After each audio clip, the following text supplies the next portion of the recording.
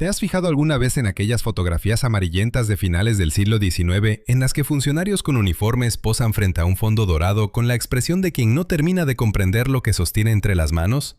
Los libros nos cuentan que aquello fue el apogeo del Imperio ruso, una época en la que oficiales de guardia sin bigote y burócratas petersburgueses, apenas familiarizados con la abolición de la servidumbre y con las lámparas de queroseno, aparecieron de pronto como depositarios del mayor reservorio de oro del planeta.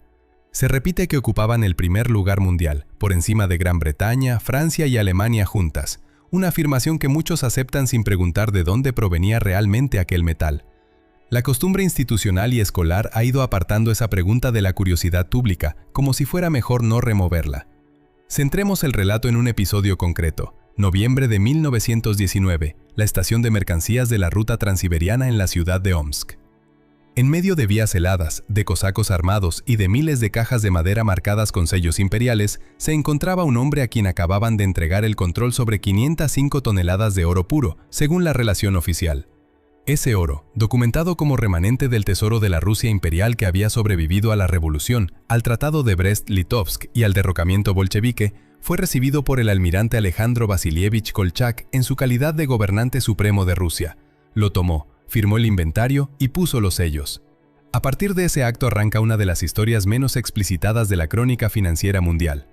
La versión oficial, simple y cómoda, dice que el oro se perdió en el caos de la guerra civil, como si 500 toneladas y pico pudieran extraviarse entre estaciones y vagones o evaporarse en el abrigo de algún oficial. Si dejamos de lado los manuales escritos bajo el encargo de instituciones soviéticas y aplicamos en cambio cierta lógica fría, el análisis documental y una pregunta elemental, la conclusión cambia.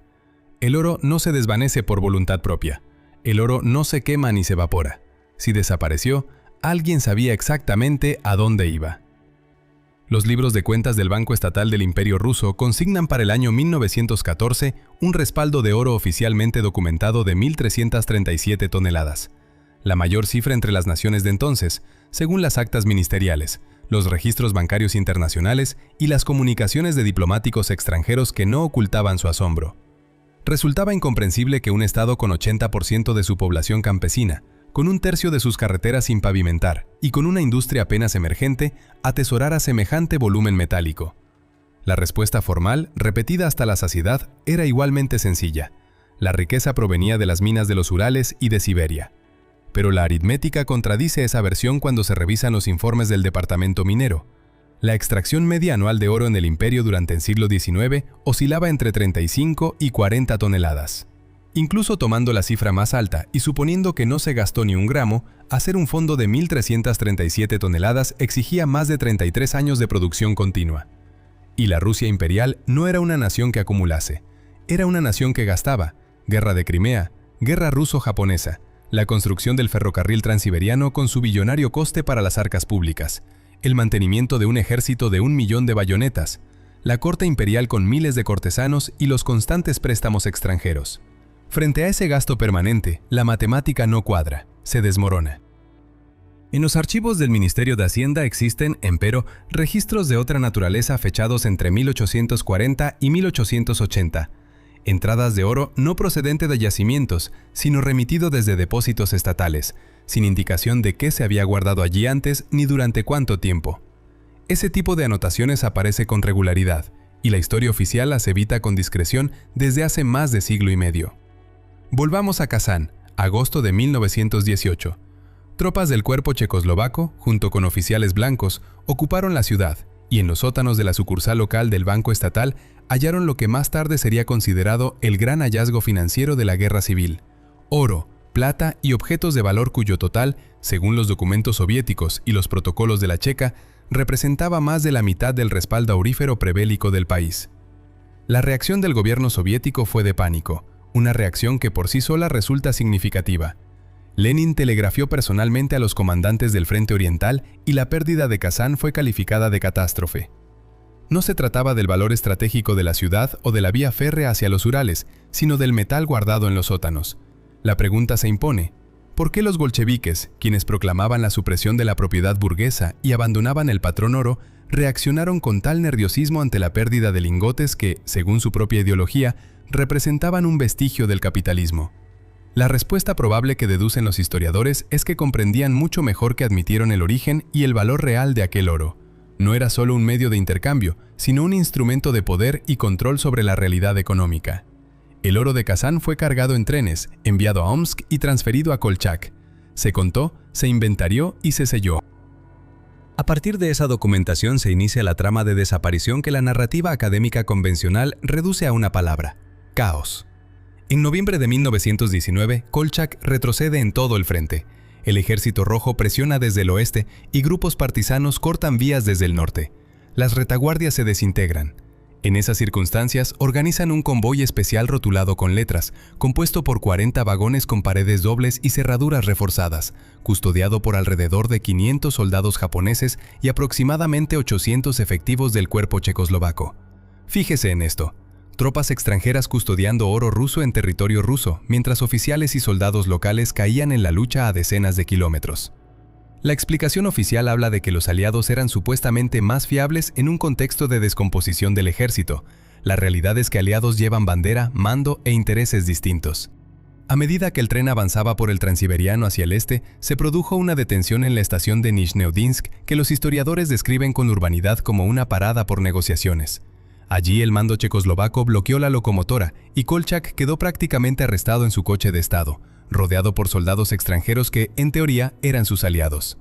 Las pláticas se prolongaron semanas y su contenido completo permanece sellado en los archivos nacionales checos, con acceso denegado por razones de sensibilidad histórica. En enero de 1920 se cerró un pacto. El mando checoslovaco entregó a Kolchak al Comité Revolucionario de Irkutsk a cambio de garantías para la retirada segura de sus tropas del territorio ruso. Kolchak fue fusilado en febrero de 1920, pero para entonces el oro ya había sido contado por la parte soviética y el resultado no coincidía con la relación de Omsk.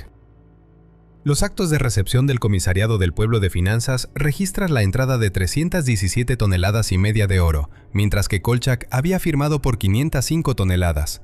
La diferencia documentada asciende, por tanto, a 187 toneladas y media. Las pesquisas realizadas por los investigadores soviéticos quedaron clasificadas y siguen secretas en buena parte. Y esa cifra de 187 toneladas y media solo refiere lo que faltó entre las dos listas oficiales. Investigadores serios plantean otra cuestión: ¿cuánto oro desapareció antes de la entrega, durante el tránsito por Siberia y el Extremo Oriente? Los archivos japoneses desclasificados parcialmente a principios de la década de 1990, en la fase de acercamiento ruso-japonés bajo la administración de Yeltsin, contienen diarios de tránsito del puerto de Vladivostok para los años 1919 y 1920. En esos registros figuran embarques de cargas metálicas de carácter especial en buques militares japoneses, aunque el volumen en toneladas no se cuantificó. Consta solo el número de cajas de tamaño estándar imperial y la mención entregado conforme a lo convenido. ¿Convenido con quién, cuándo y bajo qué condiciones no se especifica? Los papeles no dan la respuesta. El historiador Oleg Budnitsky, uno de los mayores especialistas rusos en la guerra civil y en las finanzas de los gobiernos blancos, lo sintetiza con franqueza en su monografía sobre la suerte del oro ruso.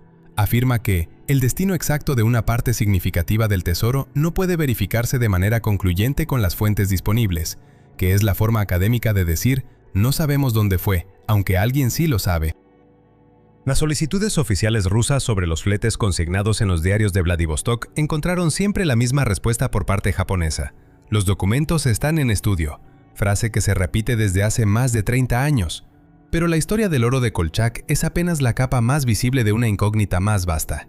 Si se indaga más a fondo, no en sentido metafórico, sino mediante arqueología y consultas a fondos museísticos, surge una pregunta que la academia trata en voz baja. ¿De dónde procedía el oro de los kurganes escitas del área del Mar Negro que hoy constituyen una de las joyas del Hermitage y que son objeto de pleitos internacionales? La versión oficial ensaya un relato seductor. Tribus nómadas escitas de los siglos VI y siguientes antes de nuestra era habrían desarrollado una orfebrería de altísima complejidad, transmitida en talleres cerrados de generación en generación. La pectoral del kurgán llamado la tumba gruesa, encontrada en 1971 en una expedición dirigida por Boris Masalevsky en territorio hoy ucraniano, presenta más de 1000 elementos ensamblados mediante soldadura. Los estudios que examinaron esa soldadura detectaron una paradoja.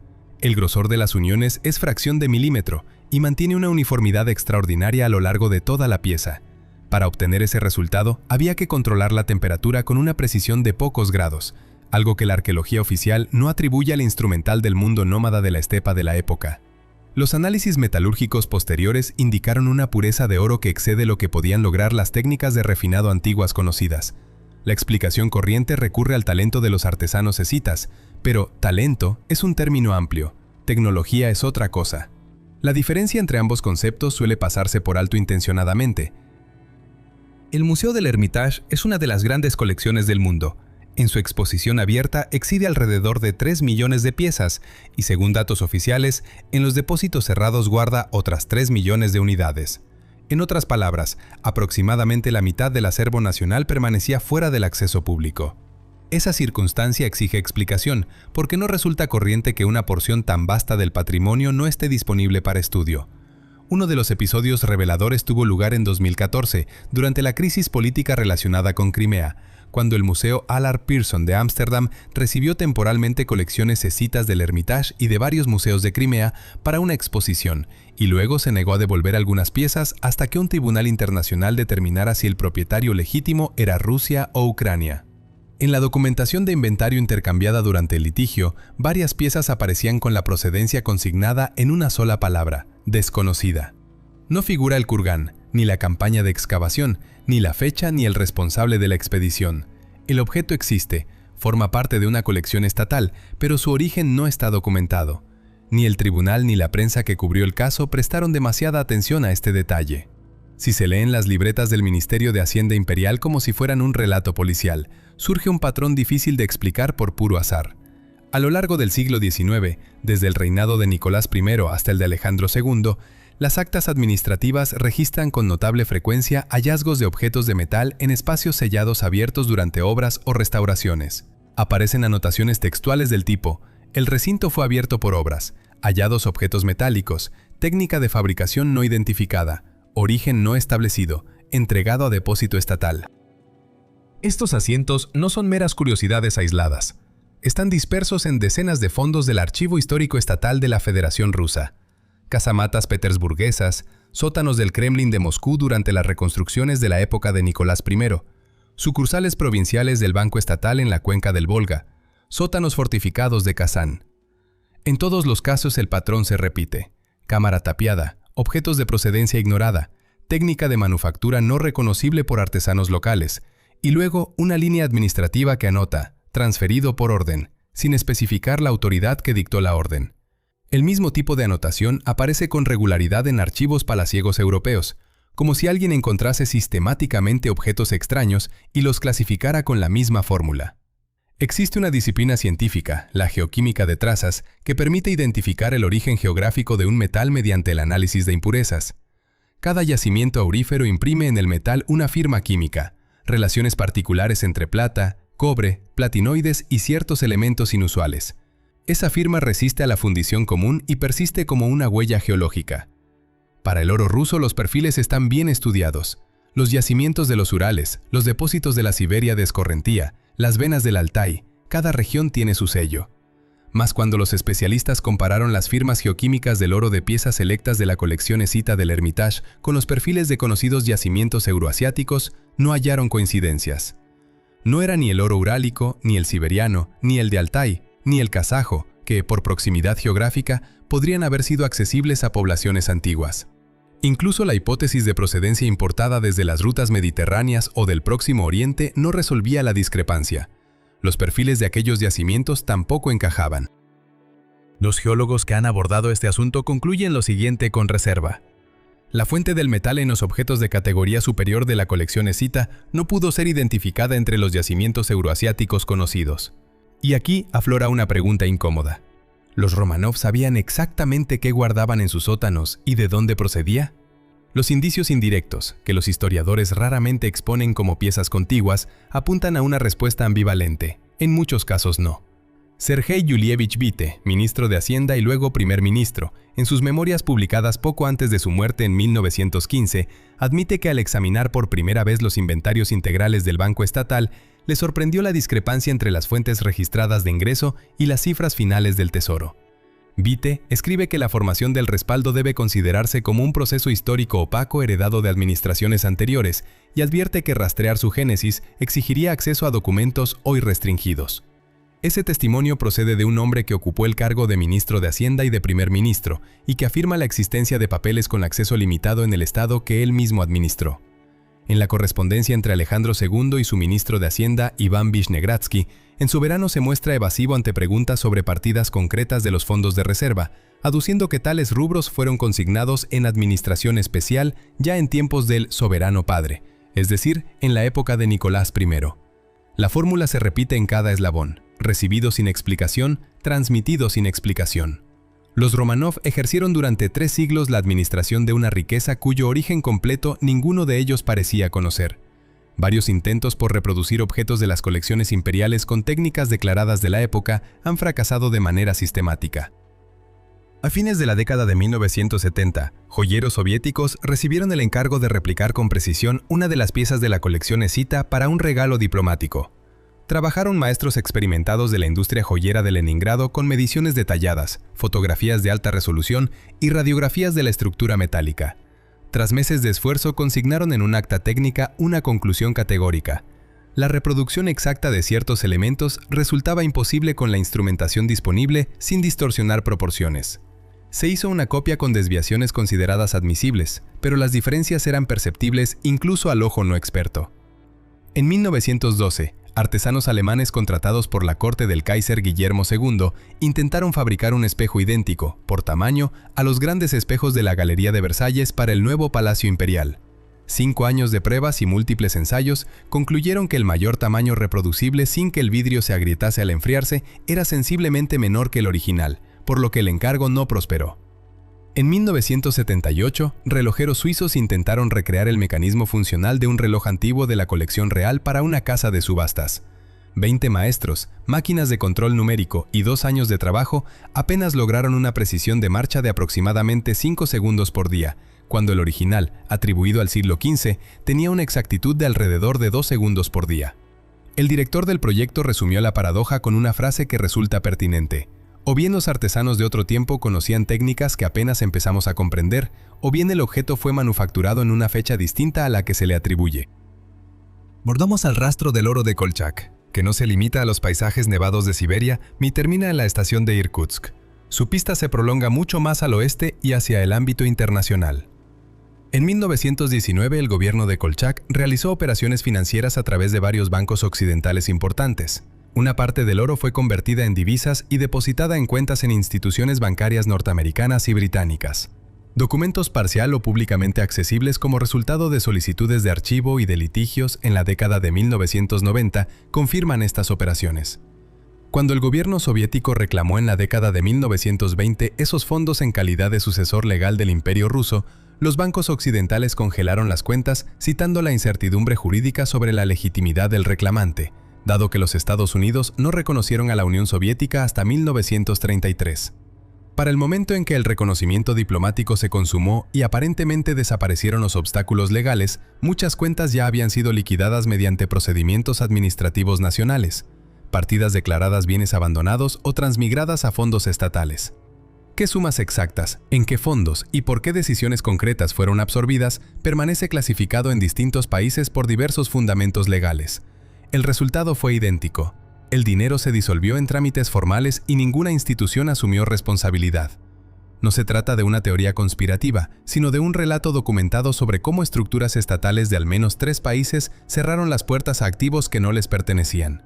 Si se reúnen las piezas del rompecabezas y se observa el patrón general en lugar de las anécdotas aisladas, aparece una imagen que la historiografía convencional rehúsa trazar. Hay oro con firma geoquímica no identificada, encontrado en depósitos sellados a lo largo de un vasto territorio que va desde las costas del Báltico hasta las llanuras junto al Mar Negro. Hay una técnica de trabajo del metal idéntica en piezas que provienen de épocas y lugares diversos y que sobrepasa la capacidad técnica de artesanos modernos. Hay composiciones químicas que no se corresponden con ningún yacimiento euroasiático conocido. Las actas administrativas de diferentes estados, desde la Rusia imperial hasta archivos de cortes europeas, describen con las mismas palabras hallazgos de origen desconocido, técnica no identificada, entregado a almacenamiento. No es coincidencia, la repetición uniforme de ese patrón sugiere una única fuente originaria, una civilización o un acervo que existió antes de los Románov, antes de los escitas y antes de las colonias griegas en la región del Mar Negro, y que por alguna razón dejó depósitos sellados por toda Europa y Asia. Los Románov administraron ese legado durante 300 años y al parecer tampoco acabaron de comprender su procedencia plena. El Archivo Histórico Estatal en San Petersburgo, el gran depósito documental del Imperio Ruso, contiene colecciones que suman millones de unidades. Hoy alrededor de 40% está abierto a la consulta y el resto se halla en restauración, en proceso de digitalización o estrictamente clasificado.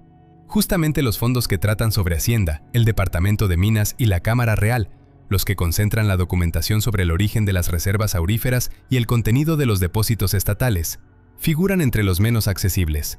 Investigadores que solicitaron acceso a esos fondos en los años 2000 y 2010 recibieron respuestas estandarizadas. Los documentos están en restauración, trasladados a almacenamiento especial por una reevaluación de su clasificación, o se mantienen clasificados por motivos de seguridad estatal. ¿Qué amenaza la seguridad de la Federación Rusa en papeles contables de hace siglo y medio sobre operaciones del Departamento de Minas? La explicación oficial no la da. La deducción resulta obvia: reconocer que parte del oro atribuido a los Románov no fue minado por ellos, sino hallado y heredado de una fuente desconocida, desbarataría no solo una leyenda histórica, sino las bases simbólicas de una autoridad construida sobre ese patrimonio durante siglos. Ese reconocimiento no sería solamente un asunto historiográfico, minaría la narrativa legitimadora de 300 años de Estado, de política exterior y de reclamos de primacía civilizatoria. Y por eso muchos archivos permanecen cerrados, no porque no haya nada que ver, sino porque hay justamente algo que ver. En resumen, 1.337 toneladas de reserva oficial, una producción minera documentada que no alcanza para explicar ese volumen, registros constantes de hallazgos en cámaras selladas por todo el imperio, objetos escitas trabajados con técnica que hoy no podemos reproducir plenamente, composiciones geoquímicas que no coinciden con los yacimientos conocidos de Eurasia, 187 toneladas y media faltantes entre Omsk e Irkutsk, según las propias actas soviéticas, activos convertidos en el extranjero que se disolvieron en procedimientos bancarios y administrativos, fondos de archivo clausurados bajo el pretexto de la seguridad estatal. Y el hecho no menos revelador de que en los primeros años de apertura archivística en 1991, los primeros fondos que fueron reclasificados y retirados del acceso fueron precisamente los del Ministerio de Hacienda y del Departamento de Minas. La historia oficial pinta al Imperio Ruso como un estado que honestamente extrajo, acumuló y trágicamente perdió su oro en la revolución. Pero a medida que se examinan los documentos con atención, va imponiéndose otra lectura. Los Románov no fueron los creadores primarios de esa riqueza ni sus herederos absolutos en el sentido de haberla generado por su propio trabajo. Actuaron más bien como administradores intermedios, eslabones en una cadena prolongada de quienes abrían puertas selladas, recogían lo que había adentro y lo registraban como propio sin indagar en su origen remoto.